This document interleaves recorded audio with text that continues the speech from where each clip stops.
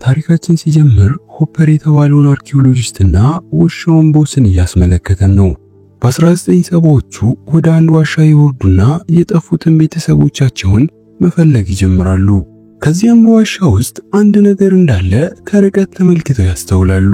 ሆፐርም ወደ ዋሻው ጠጋ ብሎ ሲመለከት አለባበሱና ሽጉጡ የኛን ትውልድ የሚመስል አንድ በጊዜ ውስጥ ደርቆ የቀረ የሚመስል ሰው ይመለከታል።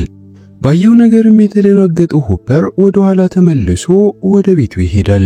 በዚህም ትዕይንት ላይ ይህንን የአሰሳ ፕሮግራም ያዘጋጀው ከሙያ ረዳቶቹ ከቴይለርና ከጃኪ ጋር እንደሆነ እንገነዘባለን። ነገር ግን ሆፐር ወደ ቤት ከተመለሰ በኋላ ሐሳቡን በመቀየር ከዚህ በኋላ ወደ ዋሻው የሚመለሰው ብቻውን እንደሆነ ይናገራል። በሚቀጥለው ጊዜም ሆፐር ወደ ዋሻው ሲገባ የውጭው ዓለምንና ውሻውን የሚለይ የከባቢ አየር ላየር እንዳለም ይገነዘባል። ነገር ግን ወደዚህ የመጣው ወስኖ ስለነበር ላየሩን አልፎ ይገባል። በዚህ ጊዜም ከዚህ ቀደም ዋሻውን ለመመልከት በመጣ ጊዜ ቆሞ የነበረው ሰው ሲንቀሳቀስ ያስተውላል። ትዕይንታችንም ሲቀየር ቴይለርና ጃኪ ሆፐር ወደ ዋሻው ከገባ 2 ቀናት እንደሞሉትና እስካሁን ድረስ ምንም አይነት ዜናን ከሱ ስላልሰሙ ወደ ዋሻው በመግባት ሊፈልጉት እያሰቡ እንደሆነ እንመለከታለን። ነገር ግን ወደ ዋሻው ለመሄድ የራሳቸው መኪና ስለሌላቸው የቴይለር ፍቅረኛ ወደ ሆነችው ወደ ካራ ስልክ በመደወል የአባቷን መኪና እንድታውሳቸው ይጠይቋታል። ካራም ይህንን ስትሰማ አብራቸው ለመሄድ ትወስናለች። በተጨማሪም ደግሞ የካራ እህት ቬብስ የትምህርት ቤት ፕሮጀክት ስለነበረባት ከጓደኛዋ ፎርቢ ጋር በመሆን ይቀላቀሏቸዋል። ከዛም ብዙም ሳይቆይ ሙሉ ቡድኑ ጉዞውን ይጀምራል። በቦታው ላይም እንደደረሱ የሆፐርን ወላጆች ቫን ያገኛሉ። በመኪናው ውስጥም ሆፐር ወደ ዋሻው የመጣው ለእነሱ እንደነገራቸው ለምርምር ሳይሆን ቤተሰቡን ለመፈለግ እንደሆነ ይገነዘባሉ። ከዚያም በመቀጠል ወደ ተለየው የዋሻ ክፍል የሚወስድ አንድ አሮጌ ገመድ ያገኛሉ። ነገር ግን በዋሻው ጫፍ ላይ ገመዱ እንደተቆረጠም ይመለከታሉ። በተጨማሪም ደግሞ ገመዱ በጣም ያረጀ ስለነበር የሆፐር ገመድ አይደለም ብለው ይገምታሉ። በመቀጠልም ምንም እንኳን የዋሻውን ጥልቀት ቢመለከቱም ወደ ታች ለመውረድ ይወስናሉ። ነገር ግን ፎርቢ ወደ ውስጥ መግባት ስለፈራ ውጭ ሆኖ እንደሚጠባበቅ ይናገራል። እነ ካራም በዚህ ጊዜ ጉዞአቸውን ለመቀጠል ወስነው ወደ ታች መውረድ ይጀምራሉ። ነገር ግን ከዚህ ቀደም ሆፐር እንዳገኘው አይነት ተመሳሳይ ላየርን በመሃል ላይ ያገኛሉ። ሆኖም ግን እነሱም ቢሆን ላየሩን ለማለፍ ይወስናሉ። በሌላ በኩል ያለው ሆፐር ደግሞ ከዚህ በፊት የተመለከተውን ሰው ለጥቂት ደቂቃዎች ከተከታተለ በኋላ አንድ እንግዳ ነገርን ይመለከታል። ሆፐርም በዚህ ጊዜ ወደ ዋሻው ሌላኛው አቅጣጫ ቀረብ ብሎ ሲመለከት የብርሃን ብልሽታዎች በፍጥነት ሲቀያየሩ ይመለከታል። ነገር ግን ምንነቱን ከማጣራቱ በፊት የሚጮህ ሰው ድምጽ ይሰማና ደንግጦ ወደ ኋላ ይሸሻል። ቀደም ሲል እንደተመለከትነው ሆፐር ወደ ዋሻው የገባው ገና ፀሐይ እንደወጣች ነበር። ነገር ግን በዋሻው ውስጥ 5 ደቂቃዎችን አሳልፎ ወደ ውጪ ሲወጣ መኪናው በጣም እንዳረጀችና በተክሎች እንደተሸፋፈነች ይመለከታል። በተጨማሪም ደግሞ ውጪውም ጨልሞ ነበር። በዚህም ደግሞ በዋሻ ውስጥ ለጥቂት 10 ደቂቃዎች መቆየት ውጪ ላይ 10 ዓመታት እንደቆየም እንደሆነ ይመስለዋል። ቀጠልም ያደርግና ዞር ዞር ብሎ አካባቢውን ሲመለከት የካራንና የጃኪን ቦርሳዎች ተመልክቶ ወደ ዋሻው ለመመለስ ይወስናል። በሌላ በኩል ወዳሉት ወደ ነጃኪ ስንመለስ ደግሞ በዋሻ ውስጥ ዞር ዞር በማለት አካባቢውን እየጎበኙ ሳለ በድንገት የአንዳንድ ሰዎችን የጩኸት ድምጽ ይሰማሉ። በዚህም ደግሞ ነጃኪ በፍጥነት ከዋሻው ለመውጣት ይወስናሉ። ሆኖም ግን ገና ገመዱን እንደተንጠለጠሉት ወዲያውኑ ገመዱ ይበጠሳል። ቴይለርም ይህንን ሲመለከት አማራጭ ለመፈለግ በማሰብ ሁለተኛውን ገመድ ይጎትተዋል። ሆኖም ግን እሱም ቢሆን እንደተቆረጠም ይገነዘባሉ። በዚህም ጊዜ ቡድኑ ሆን ብሎ ለመቀለድ በማሰብ ፎርቢ ገመዶቹን እየቆረጠ እንደሆነ ይገምታሉ። ቀጠልም ያረጉና ከፎርቢ ጋር በሬዲዮ አማካኝነት ለመገናኘት ይሞክራሉ። ነገር ግን ፎርቢ ምንም አይነት ምላሽ እየሰጠ አልነበረም። ከጥቂት ቆይታዎች በኋላ ግን አንዳንድ የታፈኑ ድምጾች በሬዲዮ አማካኝነት መሰማት ይጀምራሉ። ሆኖም ግን ሌላ ምንም አማራጭ ስላልነበራቸው በድጋሚ በዋሻ ውስጥ ጉዞአቸውን ለመቀጠል ይወስናሉ። ሆኖም ግን ጃኪ ለመውጣት በመሞክርበት ጊዜ ስለተጎዳች መንቀሳቀስ እንደማትችልና እዚሁ ቁጭ ብላ እንደምትጠብቃቸው ትናገራለች። በዚህም ደግሞ ቡድኑ ጃኪን ብቻዋን ትተዋት ወደ ሌላኛው የዋሻ ክፍል ይሄዳሉ። በቦታው ላይም የተቆረጠ ገመድና የሞተውን የፎርቢ አካልን ያገኛሉ። ጠጋ ብለውም ሲመለከቱ የፎርቢ አንገት እንደተሰበረም ይመለከታሉ። ከዚያም ምን እንደደረሰበት ለማየት ከፎርቢ ካሜራ የተቀረጸውን ቅጂ ከፍተው መመልከት ይጀምራሉ። ፎርቢ ውጪ ላይ ቡኑን እየጠበቀ የኦስፐርን ማስታወሻ ማንበብ ይጀምራል። በዋሻ ውስጥም ሰዎችን የሚፈውስ አስማታዊ ውሃ እንዳለና የኦስፐር ታማ የኦስፐር ቤተሰብ እሷን ለማዳን ወደ ዋሻው እንደገቡና ተመልሰው እንዳልወጡም ይገነዘባል። ፎርቢም ይህንን አንብቦ ከዋሻው ውጪ በጣም ብዙ ቀናትን ያሳልፋል። በመቀጠልም ሞቷል ተብሎ የሚገምተውን የጓደኛውን የመኪና ቁልፍ ለመፈለግ ወደ ዋሻው ለመሄድ ይወስናል። ምንም እንኳን ፎርቢ ከዋሻው ውጪ ብዙ ቀናትን ቢያሳልፍም ቡርኖ ግን በዋሻው ውስጥ ጥቂት ሰከንዳትን ብቻ ነበር ያሳለፈው።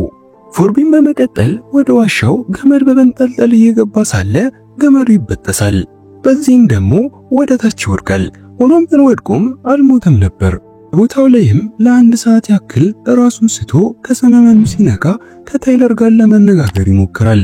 ሆኖም ግን ብዙም ሳይቆይ አንድ የዋሻ ሰው ወደሱ ይመጣና አጥቅቶ ይገለዋል። በዋሻ ውስጥ ያሉትና ታይለርም ካሜራውን ከተመለከቱ በኋላ ምንም እንኳን እነሱ በዋሻ ውስጥ ለአንድ ሰዓት ያክል ብቻ ቢቆዩም ውጪ ላይ ግን የተቀረጸው ለቀናቶች እንደሆነ ይገነዘባሉ። በዚህም ደግሞ በጣም መወዛገብ ይጀምራሉ። ከዚያም በመቀጠል መውጫ ለማግኘት መሞከር ይጀምራሉ። ካራም በዚህ ጊዜ በገቡበት መንገድ እንደምንም ብላ ተንጠልጥላ ወደ ላይ ለመውጣት መሞከር ትጀምራለች። እናም በስተመጨረሻ ይሳካላትና ከዋሻው ትወጣለች። ሆኖም ግን ቦታው ከዚህ በፊት ከምታውቀው ፍጹም የተለየ እንደሆነም ትመለከታለች። በተጨማሪም ደግሞ ምንም አይነት የእጽዋት ምልክት በቦታው ላይ የለም። በዚህም ደግሞ በቦታው ላይ የአየር ችግር ስላለ ካራ የመተንፈስ ችግር ያጋጥማታል።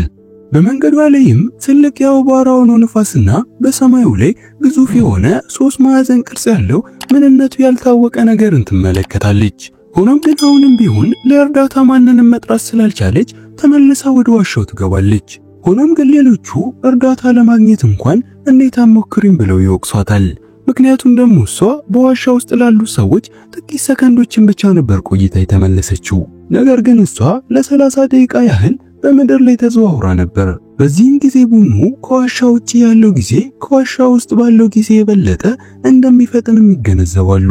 ስለዚህ በዋሻ ውስጥ ያለው ክስተት በዝግታ እየተንቀሳቀሰ እንደሆነም ይረዳሉ። በተጨማሪም ደግሞ በገደሉ አናት ላይ ያሉ ገመዶች በፍጥነት የሚበጠሱት እያረጀ እንደሆነም ያውቃሉ። በዚህም ምክንያት ደግሞ ቤፍሲ የሰማዩን መቀየር ትመለከትና ፎርቢ የቀረጸውን በካሜራ መመልከት ትጀምራለች። በዚህም ደግሞ ብሩሁን በጋና ጨለማውን ክረምት በፍጥነት በሰማዩ ላይ ሲቀያየር ትመለከታለች። እናም አሁን ላይ አንድ የወቅቶች ዑደት በአንድ ሰከንድ ውስጥ እንደሚያልፍም እንገነዘባለን። ይህም ማለት ደግሞ አንድ ሙሉ ዓመት በአንድ ሰከንድ ውስጥ ያልፋል ማለት ነው። ስለዚህ እስካሁን በዋሻ ውስጥ ያሳለፉት ሰዓት በግምት 5400 ዓመታት ይሞላሉ ማለት ነው።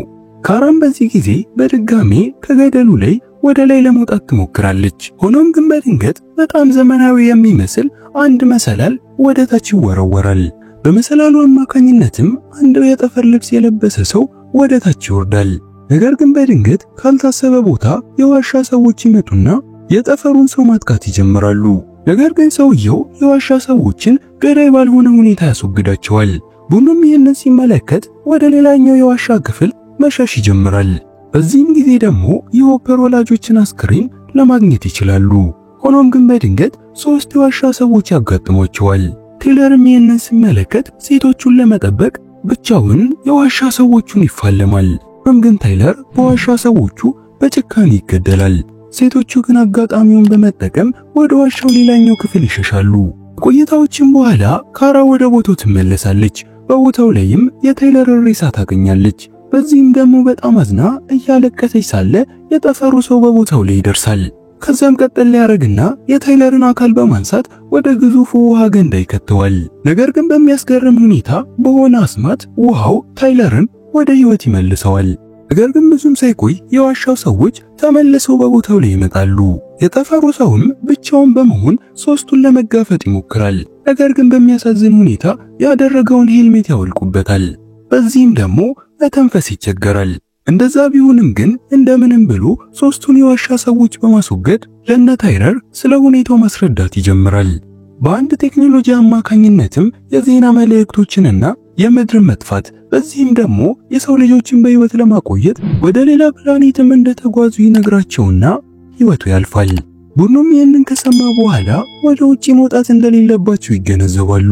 ነገር ግን አሁንም ቢሆን ከዚህ መውጣት ወይም ደግሞ በዚህ ዋሻ ውስጥ ለዘላለም መቆየት የራሳቸው ምርጫ ነው። ነገር ግን ታይለር በስተመጨረሻ አንድ ግድግዳን ይመለከትና ከግድግዳው በስተጀርባ ሆስፐርን ይመለከተዋል። በዚህም ደግሞ ሆፐር ለረጅም ጊዜ የናፈቃቸውን እህቱንና ፍሪዝ ያደረጉ ሰዎችን የያዘ ሌላ ወፍራም ግድግዳን ይመለከታል። ሙሉ ዋሻው ፏፏቴውን ለመጠበቅ ተብሎ የተሰራ እንደሆነና እያንዳንዱ ንብርብር የተለያየ ልዩ ፍጥረታትን የያዘ ስርዓት እንዳለውና በጥልቁ ላየር ውስጥ ያለው ጊዜ ካለፈው ጊዜ በጣም ዝግ ያለ እንደሆነ ሆፐር ለታይለር ያስረዳዋል። ከዚያም ብዙም ሳይቆይ ቡድኑ የተጎዳውን ጃክንና የሞተውን ፎርቢንን ለመፈወስ ውሃውን መጠቀም ይጀምራሉ። ሆኖም ግን ብዙም ሳይቆይ የዋሻው ሰዎች በቦታው ላይ ይደርሱና ጥቃት መፈጸም ይጀምራሉ። በዚህም ጊዜ ቡድኑ ምንም የሚሄድበት ቦታ እንደሌለው ይገነዘቡና የጠፈሩ ሰውዬ ሲመጣ ተጠቅሞት የነበረውን መሰላል በመጠቀም ወደ ራይ ለመውጣት ይወስናሉ። ከዚያም በመቀጠል በዋሻው ጫፍ ላይ ሲደርሱ መግቢያው በውሃ እንደተሞላ ይመለከታሉ። ካራም በዚህ ጊዜ ምንም አማራጭ ስላልነበራት ላየሩን ለማለፍ ትሞክራለች። ነገር ግን በድንገት እንግዳ በሆኑ ፍጥረታት ወደ ውጪ ትጎተታለች። ከዚያም ግን ውጪውን ስትመለከት ተስማሚ እንደሆነ ታስብና ሌሎቹን ለመጥራት ወደ ዋሻው ትመለሳለች። ከዚያም በመቀጠል ፎርቢ፣ ሆፐር እንዲሁም ደግሞ የሆፐር ወላጆችንና ሁሉንም ሰው ከዋሻው ለማውጣት በጣም ዘመናዊ የሆነ ከፍተኛ ቴክኖሎጂን ትጠቀማለች። በታሪካችን መጨረሻ ላይም ፎርቢ፣ ሆስፐር፣ ወላጆቹ እንዲሁም እህቱ ሁሉም ወደ ህይወት እንደተመለሱና ወደ አዲሷ ምድር በጠፈር መርከብ አማካኝነት እየተወሰዱ እንደሆነም እያስመለከተን ታሪካችን ይጠናቀቃል።